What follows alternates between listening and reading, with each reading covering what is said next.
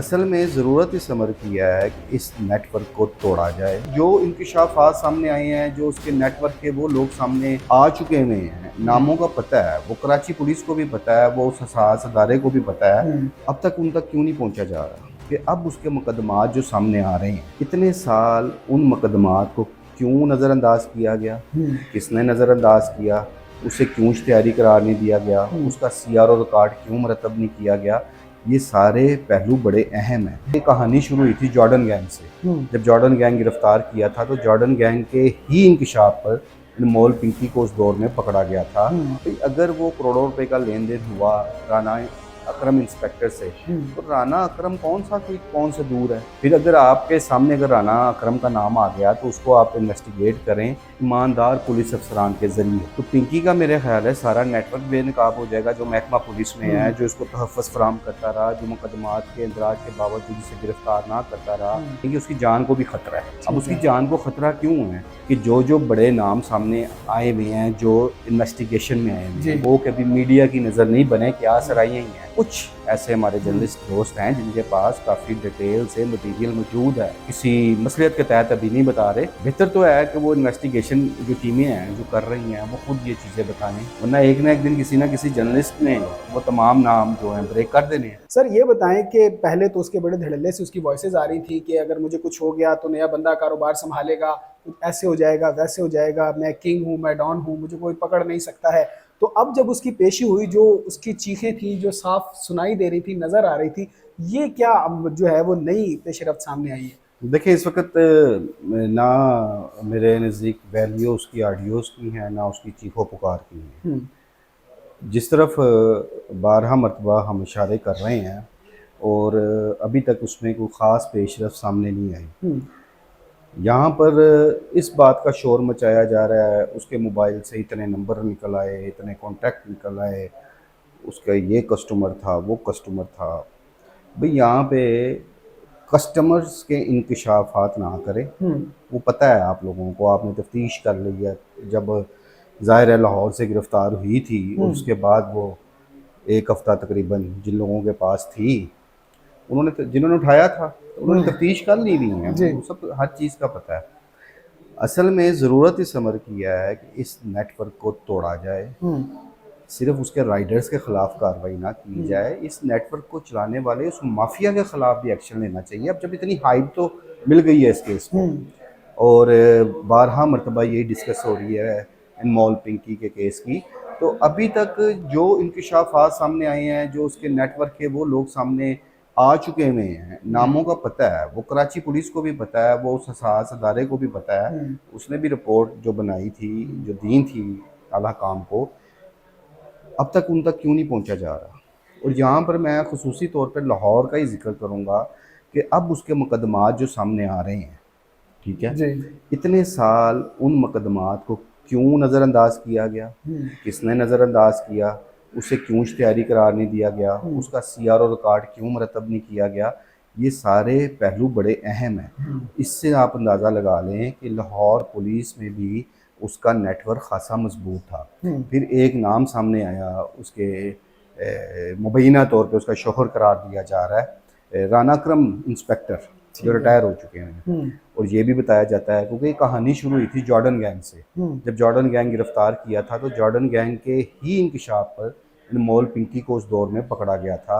अब जिसके बारे में कहा जाता है कि उस वक्त करोड़ों रुपए का लेन देन भी हुआ और उसके बाद उसको छोड़ा गया था। भाई अगर वो करोड़ों रुपए का लेन देन हुआ राना अकरम इंस्पेक्टर से, तो राना अकरम कौन सा दूर है? एक तरफ इतलात आती रही कि उसको हिरासत में लिया गया, लेकिन इसकी तस्दीक किसी ने नहीं की। फिर अगर आपके सामने अगर राना अकरम का नाम आ गया तो उसको आप इन्वेस्टिगेट करें एक बड़ी शफाफ ईमानदार पुलिस अफसरान के जरिए।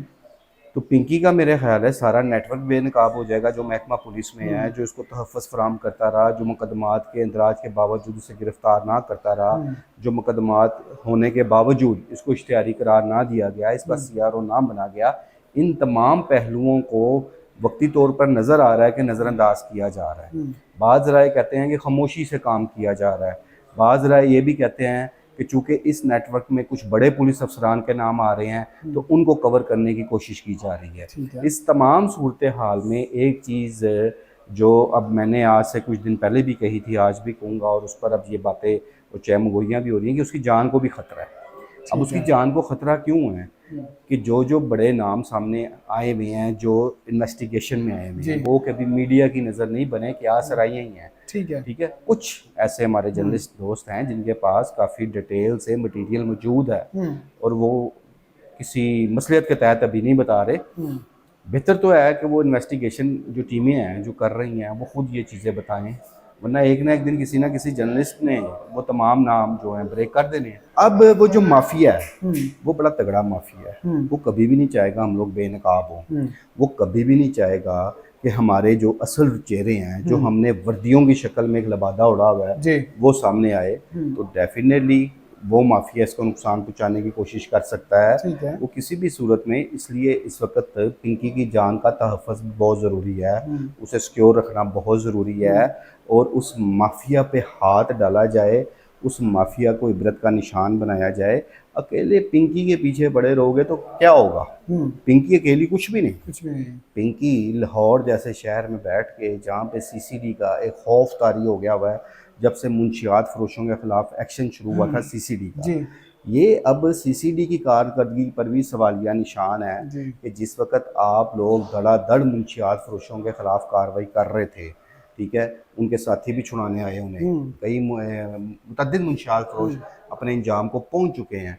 तो ऐसे हालात में पिंकी यहाँ बैठ के कैसे अपना नेटवर्क चला रही थी? बिल्कुल पाशा साहब, मैं इसी तरफ आने लगा था कि सीसीडी का इतना खौफ होते हुए भी ना इसे पुलिस गिरफ्तार कर सकी, ना सीसीडी, ना कराची पुलिस, इसे हसास अदारों ने ही क्यों गिरफ्तार किया? उसके अलावा क्या अब आपको लगता है कि अब इसके साथी छुड़ाने आ सकते हैं अगर इसको पंजाब लाया गया? देखिए, मैं फिर आपसे बात कहूँ कि शायद ये मामला, अब तो ये बातें ज़बान ज़देआम हो गई हैं कि कराची के कुछ तगड़े फैमिलीज़ को, पॉलिटिकल फैमिलीज़ भी हैं, उनका को खासा नुकसान हुआ है। ठीक है। इन नशे की मामलात की वजह से वहाँ से ये सारा सिस्टम एक्टिव हुआ था, जिसकी वजह से फिर हसास अदारे ने इसको गिरफ़्तार किया था। ठीक है। अब चले गिरफ़्तार भी हो गई, अब ये बातें ओपन भी हो गई हैं कि पिंकी का एक मजबूत नेटवर्क था जो कोकीन का था। ठीक है, और ज़ाहिर है कोकीन एक महंगा नशा है, वो आम लोग तो करते नहीं जी, बिल्कुल। सारी एलीट क्लास करती है। और अगर ये बातें आती हैं कि जी यूनिवर्सिटी के स्टूडेंट्स भी करते हैं, तो वो भी ज़ाहिर है अमीर घरानों के होते हैं ना, गरीब घराने का बच्चा तो नहीं कोकीन इस्तेमाल कर सकता। वो सारी चीज़ें अब क्लियर है। ठीक है, सिर्फ मेरा एक जो है जोर है, क्योंकि हमेशा ऐसा होता है कि एक केस की जब शोहरत हासिल करता है, 4 दिन शोर रहता है, फिर आहिस्ता आहिस्ता वो दब जाता है। अब अगर इतना ज़्यादा शोर इस केस ने का मचा हुआ है और एक समझ लें इसने आलमी शोहरत हासिल कर ली, तो अब फिर जो ज़िम्मेदारान हैं, हमारी गवर्नमेंट ऑफ पंजाब है या गवर्नमेंट ऑफ सिंध है, उनकी फिर ये ज़िम्मेदारी बनती है कि अब जो ज़ाती वाबस्तगी हैं उनको बुलाए ताक रख के मेरिट पर ईमानदार अफसरान से तफ्तीशें कराई जाएँ। ईमानदारान अफसरान के ज़रिए वो महकमे में छुपी काली भेड़ों को भी बेनकाब किया जाए, उनके ख़िलाफ़ भी एक्शन लिया जाए। वरना वो अफसरान जिनके नाम अब तक ज़ेरे गर्दिश हैं, कन्फर्म तो किसी को नहीं है, जो नाम ज़ेरे गर्दिश हैं वो सारे ही बहुत तगड़े हैं और कभी भी वो अपने पर बात नहीं आने देंगे, या उनके जो कुलीग्स हैं, उनके जो महकमे में साथी बैठे हैं, वो कभी वो उनका दिफा ही करेंगे। वो तो कोशिश करेंगे कि ये मामला दब जाए, लेकिन अब ये मामला दबना नहीं चाहिए, वरना बड़ी बदकिस्मती होगी इस मुल्क के साथ भी, कानून के साथ भी, और उन लोगों के साथ भी ये बदकिस्मती होगी जो इन नशिया वरशिया के इस्तेमाल से अपनी जानों से हाथ धो बैठते हैं। पाशा साहब, क्या आप समझते हैं अगर इसका सबसे पहले जो इसकी पेशी थी, जिसमें से बगैर हथकड़ियाँ लगाए ये कैट वॉक करती हुई अदालत पहुंची थी, अगर वो मामला सोशल मीडिया पे हाइप क्रिएट ना करता तो ये बआसानी निकल सकती? देखिए, वही वीडियो जो थी ना, उसे गले फिट हो गई। अगर ये मीडिया में ये वीडियो ना आती तो शायद इतना कोई डिस्कस ही नहीं करता। इतने साल से वो काम कर रही थी, आज तो हम सब दावे करते हैं जितने साल से कर रही थी। आज हमारे लिए पिंकी एक ब्रांड के तौर पे उसको, मतलब ब्रांड मीन मुंशियात का ब्रांड, वो खुद को ब्रांड जाहिर करती थी, सारे डिस्कस कर रहे हैं। तो इतने अरसा से वो कर रही थी, तो खामोशी थी ना, जी पकड़ी भी गई, रिहा हो गई, उसके 2 भाई पकड़े गए मुकदमात में, उसके बाद डिस्चार्ज हो जाते थे, वो एक चीज़ चल रही थी, जी ये इतना डिस्कस नहीं थी होती। अब उस वीडियो की बुनियाद पे एक हाइप मिल गई। अब हाइप तो मिल गई है, मंजर आम पर सारी चीज़ें आ गई हुई हैं, जिन चीज़ों को छुपाने की कोशिश की जा रही है। अभी तक आपने देखा है एक चीज़ कि लाहौर पुलिस की तरफ से एक मुकम्मल खामोशी है। जी अगर लाहौर पुलिस का पिंकी के साथ कोई तल्लक नहीं था, पूरी का नहीं, चंद अफसरान का, ठीक है, तो तरदीद करें। जी बिल्कुल। अब ना तरदीद कर रहे हैं, ना अब तक खसूसी तौर पे यहाँ मैं DIG इन्वेस्टिगेशन लाहौर को ज़रूर मुखातब करूँगा कि उनकी तरफ से भी कोई ऐसी स्टेटमेंट नहीं आ रही कि इन्वेस्टिगेशन में कमज़ोरियाँ क्यों थी। वो कौन से अफसरान थे कि जिन्होंने पिंकी के ख़िलाफ़ दर्ज मुकदमात थे जो मुंशियात में, उन मुकदमात में उन्होंने नाअहली का मुजाहरा किया। वो चीज़ें, वो अफसरान को ढके छुपे नहीं महकमे गई हैं। ठीक है, उन अफसरान के ख़िलाफ़ अब तक क्या एक्शन लिया गया है? आप देख रहे होंगे कि इन्वेस्टिगेशन विंग की तरफ से बिल्कुल खामोशी है, CCD की तरफ से बिल्कुल खामोशी है, इवन ऑपरेशन पुलिस की तरफ से। अब नवाब टाउन के इलाके में रह रही है तो जाहिर है थाना नवाब टाउन भी बेखबर था, जी ठीक है। उसके अलावा जहाँ जहाँ से उसका नेटवर्क चलता था, जैसे जैसे सप्लाई होती थी, जी वो जिन जिन हदूद में उसका काम चलता था, वो तमाम थाना जात तो खामोश है ना, बेखबर थे।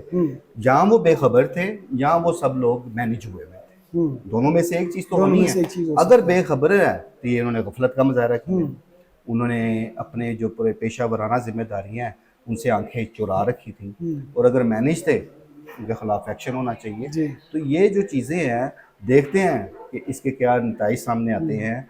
आया कोई इसका रिजल्ट निकलेगा, या फिर हमेशा की तरह जब एक केस हाईलाइट होता है 4-6 दिन शोर रहता है, उसके बाद आहिस्ता आहिस्ता आहिस्ता वो दबना शुरू होता है। अब कितने को दिन आप पिंकी को डिस्कस जैसे कोई नई कहानी आएगी ये केस भी दब जाएगा। ऐसे। पाशा साहब, आखिर में मुझे ये बताइएगा कि उसके कुछ केसेस लाहौर में भी चल रहे हैं, अगर इन केस उसे पेशी के लिए लाहौर लाया जाता है तो क्या ऐसा हो सकता है, पॉसिबिलिटी है कि उसको साथी छुड़ाने आ जाएंगे या उसे सेफ रखा जाएगा? माजी में ऐसे वाक़यात सामने आए हैं कि जिसमें कराची से लाहौर लाते हुए रहीम यार खान के करीब साथी छुड़ाने आ गए। जी अब पता नहीं खतून के लिए ये स्टेप उठाया जाता है कि नहीं उठाया जाता है, ज़रूरी नहीं है साथी ही छुड़ाने आए। 100 ऐसे तरीक़ेकार होते हैं, तो मेडिकली बुनियादों पे भी उसको नुकसान पहुँचाया जा सकता है। ठीक है, तो वो अब कुछ चीज़ें हैं जो मैं मुनासिब नहीं लगता कि हम ऑन कैमरा खुल के कहें, लेकिन इशारा काफ़ी है। इशारा इसलिए उसकी जान का तहफ़्फ़ुज़ बहुत ज़रूरी है, उसका ज़िंदा रहना बहुत ज़रूरी है, और उसके इंकिशाफ़ात की रोशनी में कार्रवाई होना बहुत ज़रूरी है। ठीक हो गया पाशा साहब, बेहद शुक्रिया आपके वक्त का। जी नाज़रीन, आपने पाशा साहब को सुना, उन्होंने तफसीलन